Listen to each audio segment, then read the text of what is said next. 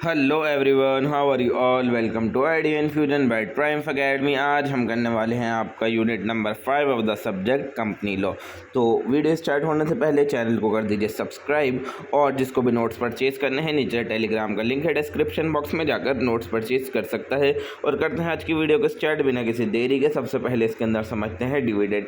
Dividend होता क्या है? डिविडेंड होता है कंपनी जो भी प्रॉफिट कमाती है उसका एक पार्ट होता है डिविडेंड, ठीक है, जो कि शेयर होल्डर्स को दिया जाता है, यानी कि जो उन्होंने इन्वेस्टमेंट कर रखी है हमारी कंपनी के अंदर, तो उसका रिटर्न जो हम देते हैं उसको हम बोलते हैं डिविडेंड, ठीक है। और अपने प्रॉफिट में से निकाल कर हम ये देंगे, यानी कंपनी देगी। और लीगल प्रोविजन क्या क्या है जो डिविडेंड को गवर्न करते हैं? सबसे पहले तो सेक्शन 123 से लेकर 127 जो है वो कंपनीज एक्ट का, वो डिविडेंड से ही रिलेटेड है। और कंपनी का declaration and payment of dividend rule है 2014 का, वो भी हमारा डिविडेंड से रिलेटेड है। अब अलग अलग टाइप के हमारे डिविडेंड होते हैं। सबसे पहले आता है हमारा फाइनल डिविडेंड। फाइनल डिविडेंड जो है, जो हमारा एनुअल जनरल मीटिंग के अंदर डिक्लेयर किया जाता है। ये जो बोर्ड ऑफ डायरेक्टर रिकमेंड करते हैं उस हिसाब से ये वाला डिविडेंड दिया जाता है, और जब शेयर होल्डर उसको अप्रूव कर देंगे उसके बाद ये फाइनल डिविडेंड पे किया जाएगा। फिर उसके बाद आता है सेकंड वाला डिविडेंड जो होता है हमारा इंटरिम डिविडेंड। ये 2 AGMs के बीच के अंदर डिक्लेयर किया जाता है। ये मतलब किसी भी टाइम हम इसको डिक्लेयर कर सकते हैं पूरे फाइनेंशियल ईयर के अंदर, ठीक है, कोई पर्टिकुलर टाइम नहीं होता। इसके अंदर सिर्फ बोर्ड ऑफ डायरेक्टर जो है उनकी अप्रूवल चाहिए होती है और कुछ नहीं चाहिए होता। अब पेमेंट के सोर्सेज क्या है हमारे डिविडेंड की, कहाँ कहाँ से हम पेमेंट कर सकते हैं, ये हमारा डिफाइंड किया गया है सेक्शन नंबर 123 के अंदर, ठीक है ना। अब जो एक कंपनी है वो सिर्फ इन्हीं चीज़ों में से डिविडेंड दे सकती है। वो कौन कौन सी चीज़ें हैं? सबसे पहले तो करंट ईयर का profit after providing for depreciation, यानी डेप्रिसिएशन वगैरह माइनस करके प्रॉफिट जितना बचता है हमारा करंट ईयर का, उसके अंदर से हम दे सकते हैं अपना डिविडेंड। या फिर प्रीवियस ईयर का, पिछले साल का जो अनडिस्ट्रीब्यूटेड प्रॉफिट था, जो बटा नहीं था, ठीक है, उसके अंदर से डेप्रिसिएशन वगैरह हटाकर जो भी अमाउंट आती है उस हिसाब से हम अपने शेयर होल्डर्स को डिविडेंड दे सकते हैं। और करंट और पास्ट प्रॉफिट दोनों में से कहीं से भी डिविडेंड हम निकाल के दे सकते हैं। और जो हमारे रिजर्व्स होते हैं, ठीक है, तो कुछ उनके लिए कुछ कुछ कंडीशन दे रखी हैं, जैसे कि अगर प्रॉफिट नहीं हुआ इस साल कुछ भी, तो तब हम रिजर्व्स में भी अपना क्या नाम है डिविडेंड निकाल के दे सकते हैं, ठीक है। और कभी भी डिविडेंड जो है कैपिटल में से नहीं दिया जा सकता, ठीक है, ये चीज़ आप लोग याद रखिएगा। अब इम्पोर्टेंट प्रोविज़न क्या है पेमेंट ऑफ डिविडेंड से रिलेटेड? सबसे पहले तो बोर्ड रिकमेंडेशन चाहिए होती है, यानी कि जो डिविडेंड है सबसे पहले कौन रिकमेंड करेगा? बोर्ड उस चीज़ को रिकमेंड करेगा। और जब भी फाइनल डिविडेंड का केस होगा तो उसके लिए तो बोर्ड की रिकमेंडेशन के साथ साथ शेयर होल्डर का अप्रूवल भी चाहिए होगा कि एनुअल जनरल मीटिंग के अंदर शेयर होल्डर उस चीज़ को अप्रूव करें। और इंटरिम डिविडेंड के लिए सिर्फ बोर्ड का अप्रूवल बहुत है, ठीक है, उसके लिए शेयर होल्डर की अप्रूवल की ज़रूरत नहीं है। प्रोविजन फॉर डेप्रिसिएशन क्या होता है? यानी कि डिविडेंड देने से पहले, डिविडेंड डिक्लेयर करने से पहले कंपनी को अपनी डेप्रिसिएशन चार्ज करनी होती है, यानी कि जो भी कंपनी के पास फिक्स एसेट है तो as per schedule 2 of the companies act company को उन पर अपनी डेप्रिसिएशन चार्ज करनी होती है। फिर जो अमाउंट एक्चुअल में हमारी बैठती है प्रॉफिट की, उस हिसाब से हम अपना डिविडेंड पे करते हैं। और ट्रांसफ़र टू रिजर्व, ये चीज़ ऑप्शनल है, तो कंपनी जो है वो अपने पार्ट ऑफ अ प्रॉफिट को रिजर्व्स के अंदर भी ट्रांसफ़र कर सकती है। वैसे इस चीज़ को मैंडेटरी नहीं किया गया है, बट ये कंपनी के लिए ऑप्शनल होता है कि अगर कंपनी करना चाहे तो अपने प्रॉफिट को रिजर्व्स में भी ट्रांसफ़र कर सकती है, ठीक है। डिक्लेरेशन और पेमेंट की टाइमलाइन क्या होती है, ये जो डिसाइड की गई है, ये सेक्शन नंबर 127 हमें बताता है कि कब डिक्लेयर होगा और कब पेमेंट होगी हमारे डिविडेंड की। जैसे ही एक बार हमारा जो है डिविडेंड डिक्लेयर हो जाता है तो उसके 30 दिन के अंदर अंदर हमको वो डिविडेंड दे देना होता है अपने शेयर होल्डर्स को। और अगर हमने 30 दिन के अंदर अंदर वो डिविडेंड नहीं दिया तो इसके लिए कंपनी और उसके डायरेक्टर्स को, या फिर वो भी जो भी उनके ऑफिसर्स हैं, जितने भी रिस्पॉन्सिबल लोग हैं कंपनी को, उन लोगों को लायबल किया जाएगा कि मतलब जो भी आप अब से डिविडेंड दोगे उसके लिए 18% पर एनम के हिसाब से इंटरेस्ट चार्ज करो, फिर उसके बाद डिविडेंड दो, ठीक है ना। अगर 1 लाख है तो अब से 1,18,000 रुपये दो अगर आप लेट हो गए तो। और अगर ज़्यादा ही कुछ घोटाला हो गया तो उनको इम्प्रिजनमेंट भी हो सकती है, यानी उनको जेल भी हो सकती है 2 साल तक के लिए, और साथ साथ फाइन भी जमा करना पड़ सकता है। और अनपेड डिविडेंड जो आता है वो हमारा आता है सेक्शन नंबर 124 के अंदर। अगर डिविडेंड क्लेम नहीं किया गया किसी भी शेयर होल्डर द्वारा 30 दिन के अंदर अंदर, ठीक है ना, यानी कि हमने दे दिया बट शेयर होल्डर ने क्लेम नहीं करा, तो हम उसको अनपेड डिविडेंड अकाउंट के अंदर डाल देंगे 7 दिन के अंदर अंदर। और अगर 7 साल तक, अगले आने वाले 7 साल तक उसने क्लेम नहीं करा तो वो जो पैसा है वो investor education and protection fund के अंदर चला जाएगा, यानी IEPF के अंदर वो पैसा चला जाएगा। और डिविडेंड कहाँ कहाँ से नहीं दिया जा सकता, कब कब नहीं दिया जा सकता, जब भी कंपनी अपने डिपॉजिट या फिर इंटरेस्ट को रीपे नहीं कर पाई हो तब हम डिविडेंड नहीं दे सकते, या फिर कंपनी ने कहीं पर डिफ़ॉल्ट किया हो, ठीक है, कहीं घोटाला किया हो डिवेंचर में या फिर लोन के रीपेमेंट में, या फिर कहीं पर भी स्टेचुरी ड्यू के अंदर डिफ़ॉल्ट किया हो, तब भी उसको डिविडेंड नहीं देना। If the company has not complied with the financial reporting requirement, यानी कि जो भी फाइनेंशियल रिपोर्टिंग की ज़रूरत थी, रिक्वायरमेंट थी, अगर वो फुलफ़िल नहीं करी, उसको कंप्लाई नहीं करा, तब भी डिविडेंड आपको नहीं देना, ठीक है। मतलब नहीं देने का मतलब ये है कि अभी तो आपका वो चल रहा है ना, पहले ये सारी चीज़ें करो उसके बाद डिविडेंड देना। अब मोड्स ऑफ पेमेंट क्या होते हैं, आप किसी भी चीज़ से डिविडेंड पे कर सकते हैं, चेक भी दे सकते हैं, वारंट भी दे सकते हैं, या फिर इलेक्ट्रॉनिक ट्रांसफ़र भी कर सकते हैं, यानी डायरेक्ट बैंक में डाल दो शेयर होल्डर्स के जो भी अमाउंट है आपकी।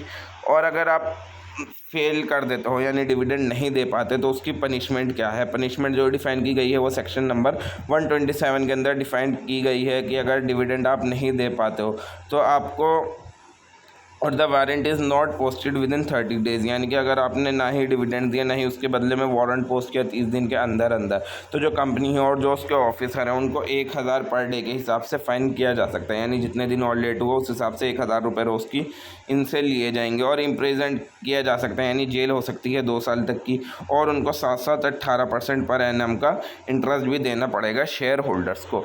तो ये थी पनिशमेंट। अब कंपनी ऑडिट क्या होती है और ऑडिटर की क्वालिफिकेशन क्या है और डिस्क्वालिफिकेशन क्या है, ये सारी चीज़ें हमारे section 141 of the companies act 2013 के अंदर डिफाइन की गई हैं। तो सबसे पहले समझते हैं ऑडिटर क्या होता है। एक ऑडिटर एक क्वालिफाइड प्रोफेशनल होता है, यानी कि जो कंपनी के books of account, financial record, accounting system, ये सारी चीज़ें चेक करेगा कि ये सारी चीज़ें प्रॉपर्ली रिकॉर्ड की गई हैं या नहीं।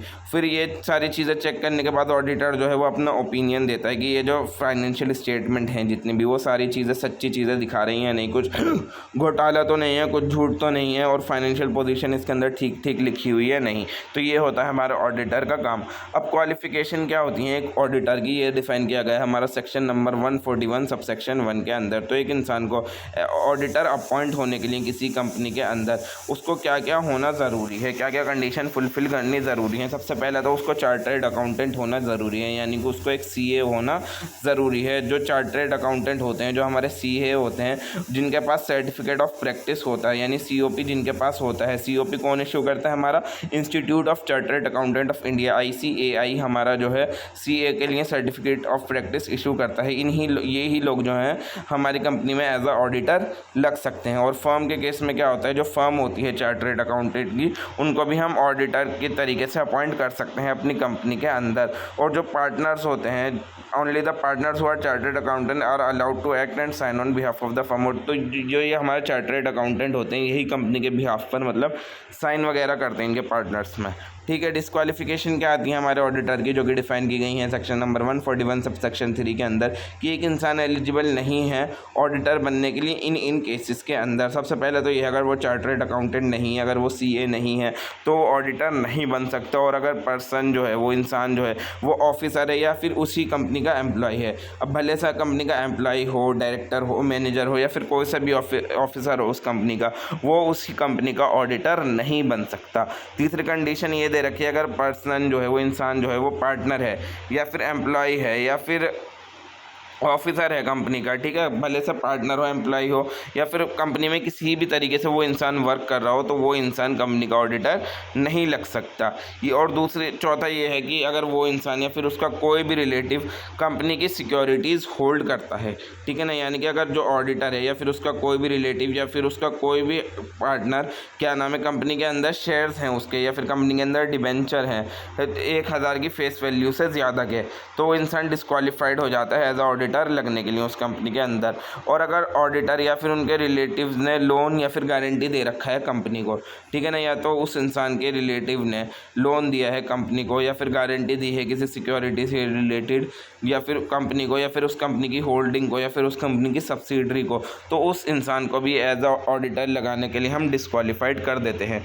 छठा दे रखा है अगर पर्सन का बिजनेस रिलेशनशिप है कंपनी के साथ, यानी कि जो ऑडिटर है उसका कुछ ना कुछ बिजनेस रिलेशनशिप है कंपनी के साथ, यानी कि कंपनी से कहीं ना कहीं से वो रिलेटेड है, ठीक है ना, चाहे प्रोफेशनल सर्विसेज के अलावा, यानी ऑडिटर की सर्विसेज के अलावा किसी ना किसी तरीके से कंपनी से रिलेटेड है, तो उसको भी हम ऑडिटर अपॉइंट नहीं कर सकते सबसे। और इसके बाद सातवीं कंडीशन आती है अगर वो 20 कंपनीज से ज़्यादा में ऑलरेडी ऑडिटर है, ठीक है, तो जो इंडिविजुअल एक 20 कंपनीज़ में मैक्स टू मैक्स ऑडिटर हो सकता है, 20 से ज़्यादा नहीं हो सकता एक टाइम के अंदर अंदर।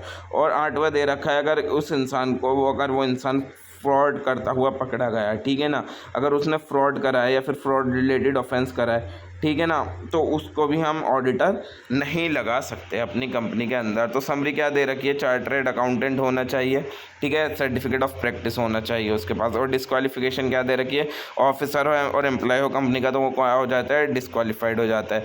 सीए का पार्टनर, जो सीए फर्म में होते हैं वो लोग भी, और पार्टनर और एम्प्लॉय ऑफ कंपनी नहीं हो सकते, ठीक है। और अगर डिस्क्वालीफाइड कब होता है कि अगर कंपनी के शेयर ले रखे हैं, कंपनी को लोन दे रखा है या फिर कंपनी के साथ बिजनेस रिलेशनशिप है, तब भी डिस्क्वालीफाइड हो जाएगा। या फिर ऑडिटर है 20 से ज़्यादा कंपनीज के अंदर, 20 कंपनी के अंदर, तब भी नहीं हो सकता।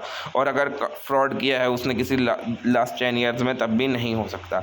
अब ऑडिटर को अपॉइंटमेंट कैसे होता है, ऑडिटर का अपॉइंटमेंट कैसे होता है, ये डिफाइन किया गया है हमारा कंपनीज एक्ट 2030 के सेक्शन नंबर 139 और सेक्शन नंबर 140 और उससे रिलेटेड रूल्स के अंदर। तो सबसे पहले फर्स्ट ऑडिटर जो कैसे आता है वो डिफाइन किया गया है हमारा सेक्शन नंबर 139 सब सेक्शन 6 के अंदर। तो कोई भी नॉन गवर्नमेंट कंपनी के अंदर किस तरीके से आता है हमारा फर्स्ट ऑडिटर, तो जो बोर्ड ऑफ डायरेक्टर होते हैं उनको अपॉइंट करना होता है अपना फर्स्ट ऑडिटर 30 दिन के अंदर अंदर। जब भी कंपनी इनकॉर्पोरेट होती है उसके 30 दिन के अंदर अंदर एक ऑडिटर को अपॉइंट करना होता है। अगर बोर्ड ऐसा नहीं कर पाती तो जितने भी मेंबर होते हैं, यानी कि जितने भी शेयर होल्डर होते हैं, उनको ऑडिटर अपॉइंट करना होता है एक EGM बिठाने के बाद, एक एक्स्ट्रा ऑर्डिनरी जनरल मीटिंग वो बिठाते हैं और अगले 60 दिन के अंदर अंदर वो एक नया ऑडिटर अपॉइंट करते हैं। तो जो पहला ऑडिटर होता है वो ऑफिस कब तक होल्ड करता है, जब तक हमारी फर्स्ट एनुअल जनरल मीटिंग की कंक्लूजन नहीं आती, तो जो हमारा पहला ऑडिटर है वो अपना ऑफिस तब तक होल्ड करे रखता है, यानी कंपनी में तब तक रहता है। और गवर्नमेंट कंपनी के अंदर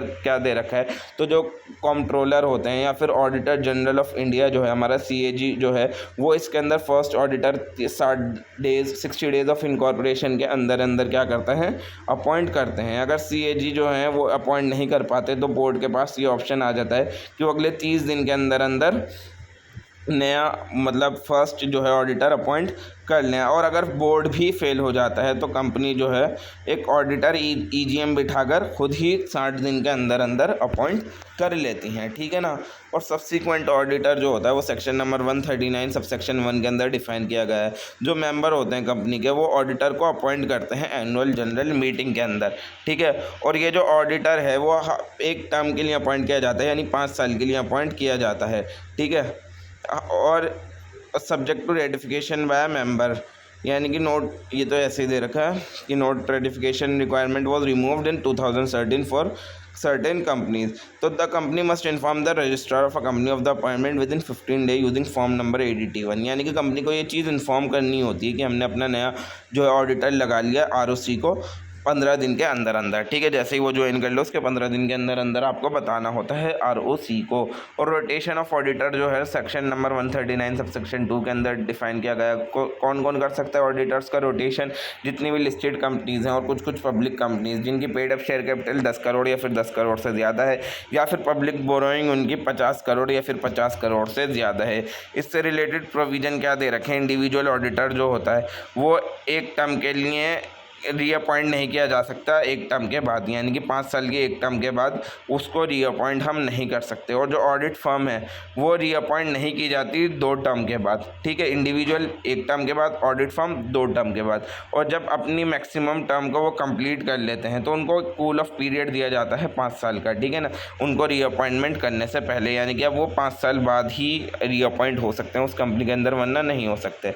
और रीअपॉइंटमेंट ऑफ ऑडिटर कैसा होता है, हमारा सेक्शन नंबर 139 सब सेक्शन 9 के अंदर ये चीज़ डिफाइन की गई है।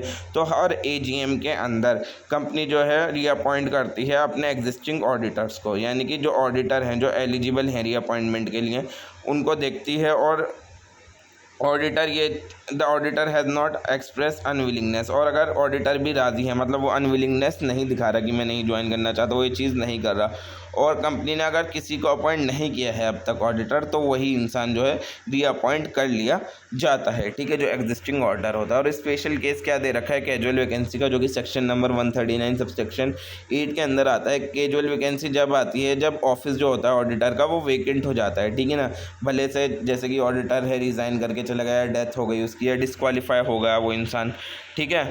तो जब रिज़ाइनेशन का केस होता है तो जो वैकेंसी होती है वो बोर्ड 30 दिन के अंदर अंदर बोर्ड को फिल करनी होती है। और ये जो अपॉइंटमेंट है ये शेयर होल्डर द्वारा अप्रूव किया जाना चाहिए जनरल मीटिंग के अंदर 3 महीने के अंदर अंदर, ठीक है, बोर्ड के डिसीजन के 3 महीने के अंदर अंदर ये चीज़ हो जानी चाहिए। और दूसरे केसेस जैसे कि डेथ हो गई या फिर डिस्क्वालीफाई हो गया तो बोर्ड जो है वो वैकेंसी फिल कर सकती है बिना शेयर होल्डर के अप्रूवल के।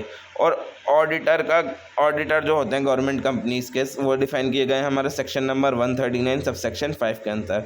तो जो द कंट्रोलर और ऑडिटर जनरल होता है यानी CAG जो होते हैं, ठीक है, वो ऑडिटर क्या करते हैं अपॉइंट करते हैं हर फाइनेंशियल ईयर के लिए 180 दिन के अंदर अंदर, ठीक है ना, जैसे कि साल शुरू होता है उसके 180 दिन के अंदर अंदर वो अपॉइंट करते हैं एक ऑडिटर को। इंटीमेशन और कंसेंट दे रखी है, यानी कि ऑडिटर को अपॉइंट करने से पहले पहले एक रिटर्न कंसेंट चाहिए होती है ऑडिटर की, ठीक है ना। और एक सर्टिफिकेट चाहिए होता है कि उसके अंदर सारी एलिजिबिलिटी की कंफर्मेशन हो उसकी कि वो इंडिपेंडेंट है, और मतलब ये सारी चीज़ें हमें एक ऑडिटर से मिल जानी चाहिए। अब रोटेशन और रिमूवल कैसे होता है हमारा ऑडिटर का, ये कंपनीज एक्ट 1 सेक्शन नंबर 2013 के section number 139 and section number 140 के अंदर डिफाइन है। रोटेशन ऑफ ऑडिटर होता क्या है सबसे पहले समझते हैं, जो कि डिफाइंड है हमारा सेक्शन नंबर 139 सब सेक्शन 2 के अंदर। रोटेशन का मतलब होता है कि जब हम ऑडिटर चेंज कर देते हैं अपनी कंपनी का एक फ़िक्स पीरियड के बाद, ठीक है, ताकि जो इंडिपेंडेंस है और ऑब्जेक्टिविटी है ऑडिट की वो मेंटेन रहे, और कोई ऑडिटर जो है हमारी कंपनी से बहुत ज़्यादा फेमिलियर ना हो जाए या फिर बाइज ना हो जाए हमारी कंपनी के लिए। तो इस वजह से हम क्या करते हैं रोटेशन ऑफ ऑडिटर करते हैं। अब एप्लीकेबिलिटी क्या होती है हमारी रोटेशन की, रोटेशन ऑफ ऑडिटर जो है मैंडेटरी है किन किन के लिए, सारी लिस्टेड कंपनी के लिए और उन अनलिस्टेड पब्लिक कंपनीज़ के लिए जिनकी paid up share capital 10 crore या फिर 10 करोड़ से ज़्यादा है, और या फिर उन प्राइवेट कंपनीज़ के लिए जिनकी पेड अप शेयर कैपिटल जो है 50 करोड़ या फिर 50 करोड़ से ज़्यादा है, या फिर उनकी पब्लिक बोरोइंग जो है बैंक से या फिर फाइनेंशियल इंस्टीट्यूशन से 50 करोड़ या फिर 50 करोड़ से ज़्यादा है, उनके लिए रोटेशन एप्लीकेबल होता है। अब अलग अलग टाइप के ऑडिटर हैं और अलग अलग रूल्स हैं उनके लिए। जैसे इंडिविजुअल ऑडिटर है वो सिर्फ एक टर्म के लिए जो कि 5 साल की होती है उसके लिए अपॉइंट किया जा सकता है, और जो ऑडिट फर्म है उनको 2 टर्म के लिए 5 साल की अपॉइंट किया जा सकता है। जब जैसे ही अब उनकी जो टर्म्स हैं ये कंप्लीट हो जाएंगी तो ऑडिटर को जो है रीअपॉइंट हम नहीं कर सकते सेम कंपनी के लिए अगले 5 साल तक। उनको अगले 5 साल का कूलिंग ऑफ पीरियड दिया जाएगा, उसके बाद ही हम उनको अपॉइंट कर सकते हैं, वरना नहीं कर सकते। और कंपनी जो है एक ऑडिट फर्म को रीअपॉइंट नहीं कर सकती, ठीक है। और ऑब्जेक्टिव क्या दे रखे हैं हमारे रोटेशन की, ये हमें लॉन्ग टर्म एसोसिएशन से बचाता है, फ्रेशनेस और इंडिपेंडेंस मेंटेन करके रखता है, और कोल्यूजन ना हो, मैनिपुलेशन ना हो, इसके चांसेस रिड्यूस कर देता है। अब रिमूवल कैसा होता है ऑडिटर का, ये डिफाइन किया गया है हमारा सेक्शन नंबर 140 के अंदर, यानी कि अगर एक्सपायरी ऑफ टर्म नहीं हुई तो और उससे पहले हमें रिमूव करना है, ठीक है। अगर जब कंपनी रिमूव करना चाहती है ऑडिटर, यानी कि उसकी टर्म अभी तक एंड नहीं हुई, तो ये सारे स्टेप्स हैं जो दिए गए हैं वो लेगी। सबसे पहले तो वो एक बोर्ड रेजोल्यूशन पास कराएगी, यानी कि जो बोर्ड ऑफ डायरेक्टर है वो एक रेजोल्यूशन पास करेंगे जिसके अंदर वो बोलेंगे कि हमें इस ऑडिटर को रिमूव करना है। फिर वो सेंट्रल गवर्नमेंट के पास अप्लाई करेगी, यानी कि वो एप्लीकेशन फॉर्म देगी सेंट्रल गवर्नमेंट को, ठीक है, रीजनल डायरेक्टर के, ठीक है, रीजनल डायरेक्टर जो है हमारा मिनिस्ट्री ऑफ कॉर्पोरेट अफेयर जो है वहाँ पर हम सबमिट करेंगे ये चीज़। और ये चीज़ जो है हमारी 30 दिन के अंदर अंदर हो जानी चाहिए, यानी जब भी हमें बोर्ड रेजोल्यूशन मिले उसके 30 दिन के अंदर अंदर हमारा ये काम हो जाना चाहिए। जैसे ये चीज़ हो गई तो हमें एक गवर्नमेंट अप्रूवल लेना है, यानी कंपनी को एक गवर्नमेंट अप्रूवल की ज़रूरत पड़ेगी, यानी एक सेंट्रल गवर्नमेंट से हमें अप्रूवल मिलेगा। और गवर्नमेंट जो है वो इसका रीज़न पूछ सकती है कि मतलब ये ऑडिटर से पूछेगी ये क्या बात हो गई है, क्यों हटाना चाह रहे हैं, क्या चीज़ चल रही है। ये गवर्नमेंट के पास राइट होता है, और ऑडिटर के पास भी राइट होता है कि वो अपने आप को एक्सप्लेन करे, अपने आप को चांस दे। और उसके बाद एक स्पेशल रेजोल्यूशन पास किया जाएगा। जैसे गवर्नमेंट अगर अप्रूव कर देती है उस चीज़ को तो कंपनी एक स्पेशल रेजोल्यूशन पास कराएगी अपनी एक जनरल मीटिंग के अंदर, ठीक है। फिर वो रिमूव कर दिया जाएगा जो ऑडिटर है। और अगर ऑडिटर का रिजिग्नेशन का केस है, ठीक है ना, अगर ऑडिटर रिज़ाइन कर रहा है कंपनी से तो जो ऑडिटर को क्या करना चाहिए, एक रिजिग्नेशन लेटर देना है कंपनी को, ठीक है ना, और एक फॉर्म भी फाइल करना है registrar registrar of a company को 30 दिन के अंदर अंदर, यानी रेजिग्नेशन के 30 दिन के अंदर अंदर उसको वो फाइल करना है। और जो लिस्टेड कंपनीज़ हैं उनके केस के अंदर जो रेजिग्नेशन है वो चीज़ डिस्क्लोज़ भी करनी ज़रूरी है। और अगर नॉन कंप्लायंस होती है तो उसके लिए पेनल्टी क्या क्या है। अगर ऑडिटर रिज़ाइन करता है या फिर रिमूव कर दिया जाता है और वो जो रिक्वायर्ड फॉर्म है वो नहीं भरते, तो उनके ऊपर जो है लायबल हो जाएंगे वो पेनल्टी के, या तो 50,000 रुपये की, या फिर वो इक्वल अमाउंट जो उनकी ऑडिट फ़ीस थी, या फिर जो दोनों में से कम है वो उस चीज़ के लिए लायबल हो जाते हैं। अब सेक्रेटेरियल ऑडिट क्या होता है हमारा, ये डिफाइन किया गया है section number 204 of the companies act 2013। अब ये क्या होता है सेक्रेटेरियल ऑडिट हमारा होता क्या है। सेक्रेटेरियल ऑडिट एक ऐसा प्रोसेस है जिसके अंदर हम कंप्लायंस चेक करते हैं कंपनी की कि वो सारी लीगल और प्रोसीजरल रिक्वायरमेंट जो है कॉर्पोरेट लॉ के अकॉर्डिंग वो सारी चीज़ें कंप्लायंस कर रही है या नहीं कर रही कंपनी, ठीक है। ये कंपनी को इंश्योर करता है ये चीज़ फॉलो करने में कि जो कंपनी है अपने डे टू डे ऑपरेशन के अंदर सारी चीज़ें लीगली कर रही है, ट्रांसपेरेंटली कर रही है और एथिकल वे में कर रही है या नहीं। इस टाइप का ऑडिट को हम बोलते हैं सेक्रेटेरियल ऑडिट, जो इस चीज़ को चेक करने के लिए किया जाए। तो इसको कौन करते हैं, जो कंपनी सेक्रेटरी होते हैं, ठीक है ना, वो जो कंपनी सेक्रेटरी इन प्रैक्टिस होते हैं वो लोग इस चीज़ को हम वो इस चीज़ को करेंगे, यानी वो क्या करते हैं सेक्रेटेरियल ऑडिट करते हैं। कंपनी के रिकॉर्ड चेक करना और उसके रिपोर्ट सबमिट करना, ये हमारे सीएस का काम होता है। अब ऑब्जेक्टिव क्या होता है सेक्रेटेरियल ऑडिट का, कि कंपनी जो है वो सारे लॉ को कंप्लाई कर रही हो और सारे रूल्स को मान रही हो, और अगर कहीं पर नॉन कंप्लायंस हो रहा है तो उस चीज़ को करेक्ट करना, ठीक है, कि मतलब मैटर जो है सीरियस हो जाए उससे पहले नॉन कंप्लायंस सारी चेक करना, कॉर्पोरेट गवर्नेंस को इम्प्रूव करना और अकाउंटेबिलिटी बढ़ाना कंपनी के अंदर, और जो शेयर होल्डर हैं, क्रेडिटर्स हैं, एम्प्लॉयज़ हैं, उनके इंटरेस्ट को प्रोटेक्ट रखना, और बोर्ड को असिस्ट करना ये समझने के लिए कि क्या क्या स्टैच्यूटरी रिस्पॉन्सिबिलिटीज़ हैं उनके ऊपर, ये चीज़ बोर्ड को समझाना और उनको मनवाना, ये सारी चीज़ें हमारी होती हैं कंपनी सेक्रेटरी का काम। अब लीगल प्रोविज़न क्या आते हैं हमारे सेक्शन 204 के अंदर, इसकी एप्लीकेबिलिटी क्या है, यानी कंपनीज़ कौन कौन सी हैं जिनको सेक्रेटेरियल ऑडिट करवाना ज़रूरी होता है। तो जो कंपनीज़ हैं, जितने भी लिस्टेड कंपनीज़ हैं जो स्टॉक एक्सचेंज पर लगी हुई हैं, उनको अपना सेक्रेटेरियल ऑडिट कराना ज़रूरी है। या फिर जो पब्लिक कंपनीज़ हैं जिनकी पेड अप शेयर कैपिटल या तो 50 करोड़ या 50 करोड़ से ज़्यादा, या टर्नओवर 250 करोड़ या 250 करोड़ से ज़्यादा है, उनके लिए ये चीज़ एप्लीकेबल होती है। अब सेक्रेटेरियल ऑडिट जो है कौन करता है, जो कंपनी सेक्रेटरी इन प्रैक्टिस होते हैं वो क्या करते हैं सेक्रेटेरियल ऑडिट करते हैं और एक रिपोर्ट इशू करते हैं जिसको हम क्या बोलते हैं secretarial audit report. Secretarial audit report क्या होती है, ये एक रिपोर्ट होती है जो फॉर्म नंबर MR3 के अंदर बनाई जाती है और बोर्ड ऑफ डायरेक्टर्स को सबमिट की जाती है, और इसके अंदर कंपनी की एनुअल रिपोर्ट भी इंक्लूड होती है।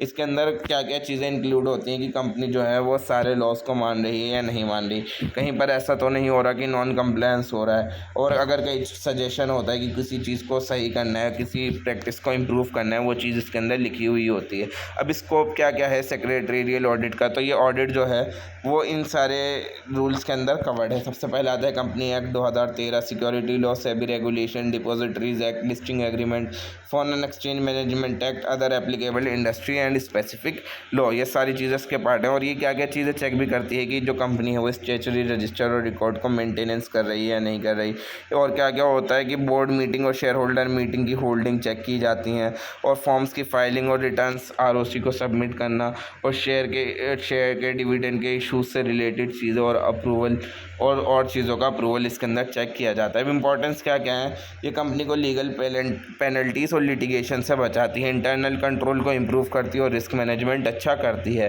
ट्रस्ट बढ़ाती है इन्वेस्टर और रेगुलेटर्स के बीच में, और कंपनी को ट्रांसपेरेंटली और रिस्पॉन्सिबली रन करने में मदद करती है। और अगर नॉन कंप्लायंस होते हैं तो क्या क्या हो सकता है, अगर कंपनी फेल हो जाती है कि वो मतलब अपने सेक्रेटेरियल ऑडिट को कंप्लाई नहीं कर पा रही, तो कंपनी और जो उसके ऑफिसर थे उन लोगों को लायबल ठहराया जाएगा और उनको पेनल्टीज़ फेस करनी पड़ेंगी कंपनीज एक्ट के अंदर। और अगर नॉन कंप्लायंस होता है, ठीक है, जो कि ऑडिट रिपोर्ट के अंदर मेंशन था, इससे भी जो है कंपनी की रेपुटेशन ख़राब हो सकती है। अब वाइंडिंग अप जो आता है, यानी कॉन्सेप्ट क्या होता है हमारा वाइंडिंग अप का, तो कंपनीज एक्ट 2013 के अंदर सेक्शन नंबर 270 से लेकर 365 तक वाइंडिंग अप का कॉन्सेप्ट हमारा डिफाइन किया गया है। अब वाइंडिंग अप का मतलब क्या होता है कि वाइंडिंग अप का मतलब होता है कंपनी को क्लोज डाउन कर देना, यानी बंद कर देना। इसके अंदर क्या क्या चीज़ आती हैं कि अपनी कंपनी के सारे एसेट बेच दिए, ठीक है, अपनी कंपनी के सारे कर्जे चुका दिए, सारी लायबिलिटीज़ चुका दी, और जो भी सरप्लस था वो शेयर होल्डर में बांट दिया,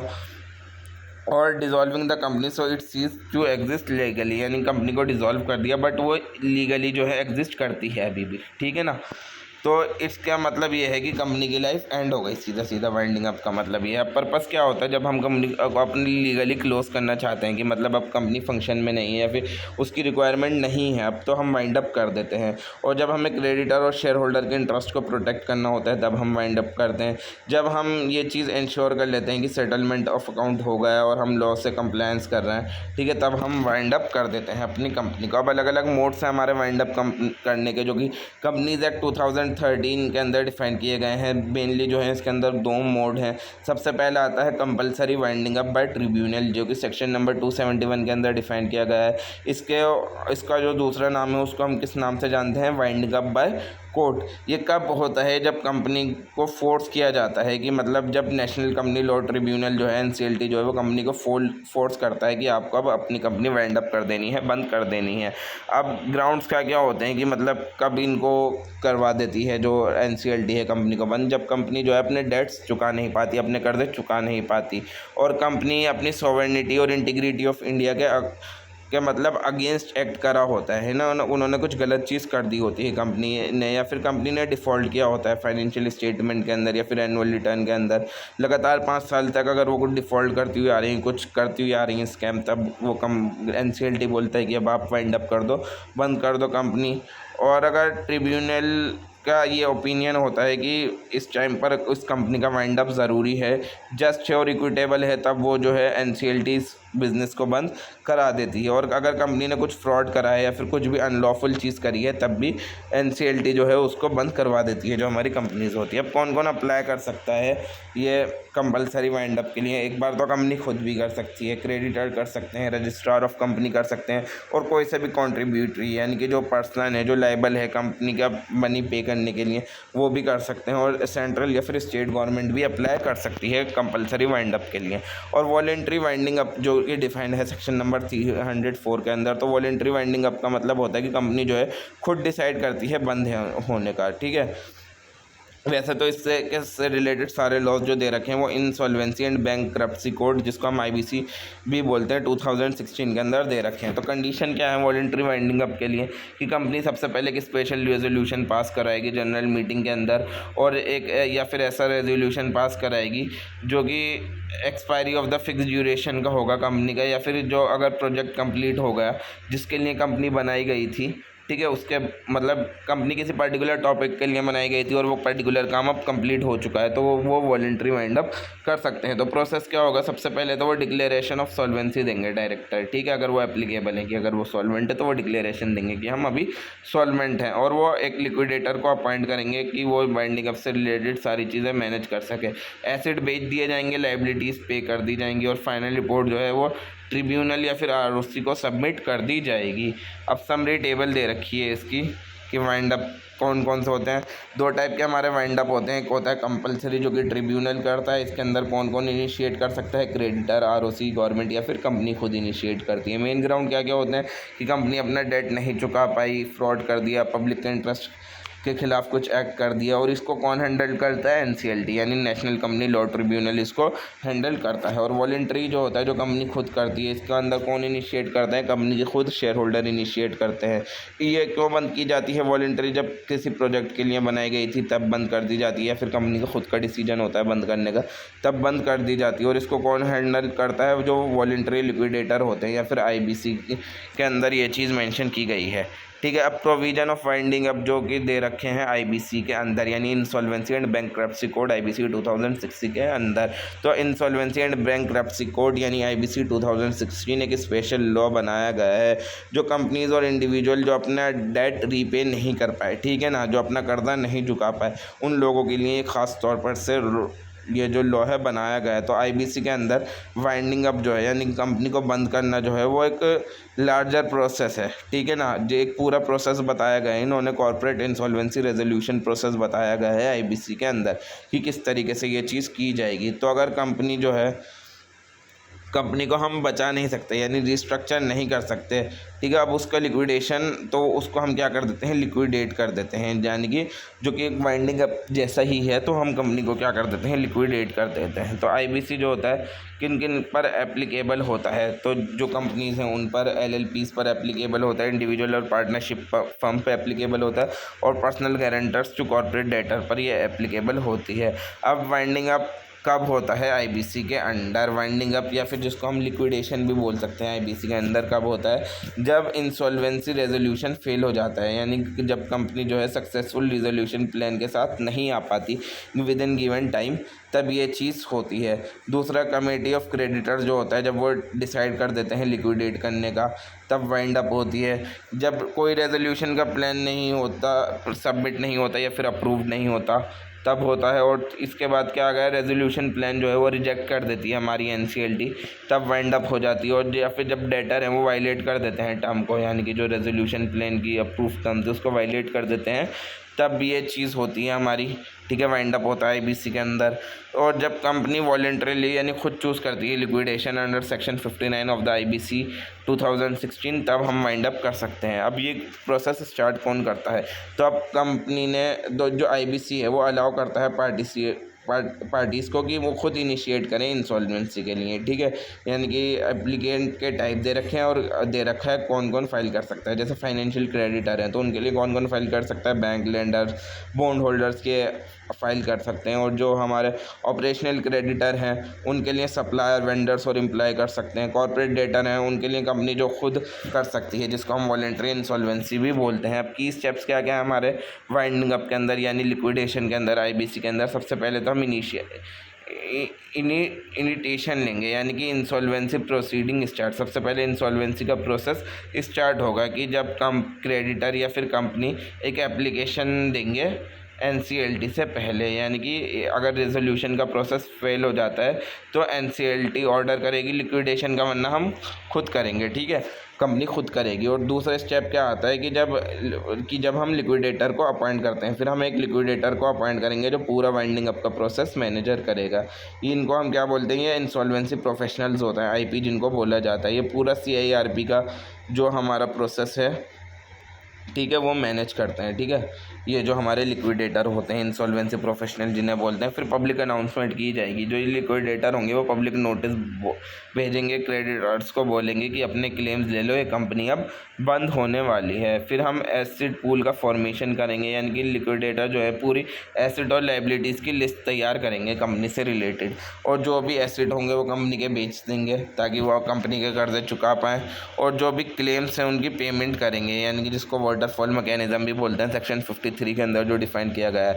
तो लिक्विडेशन का फिर लिक्विडेशन प्रोसीड की जाएगी और इस ऑर्डर के अंदर इस ऑर्डर के अंदर चलेगी, यानी कि सबसे पहले इंसॉल्वेंसी रेजोल्यूशन की कॉस्ट और लिक्विडेशन एक्सपेंस, फिर सिक्योरिटी क्रेडिटर एंड वर्कमैन ड्यूज़, फिर एम्प्लॉय ड्यूज़, फिर अनसिक्योर्ड क्रेडिटर, फिर गवर्नमेंट ड्यूज़, फिर शेयर होल्डर या फिर पार्टनर, फिर अगर उसके बाद जो बचा वो आगे दिया जाएगा, मतलब इस तरीके से दिया जाएगा, ठीक है। ये लिस्ट है कि सबसे पहले किसे, फिर किसे, फिर किसे, ठीक है। फिर फाइनल रिपोर्ट जो होगी वो डिसोल्यूशन किस तरीके से होगा, जब सारे एसिड बिक जाएंगे और सारे हम ड्यूज़ अपने पे कर चुके होंगे, तो जो लिक्विडेटर है वो एक फाइनल रिपोर्ट दे देगा एनसीएलटी को। फिर एनसीएलटी एक ऑर्डर पास कर देगा डिसोल्यूशन ऑफ द कंपनी का, कि कंपनी अब बंद हो गई। अब इसका टाइम लिमिट क्या दे रखी है, जो इंसॉल्वेंसी का रेजोल्यूशन है वो 180 दिन के अंदर अंदर कंप्लीट हो जाना चाहिए।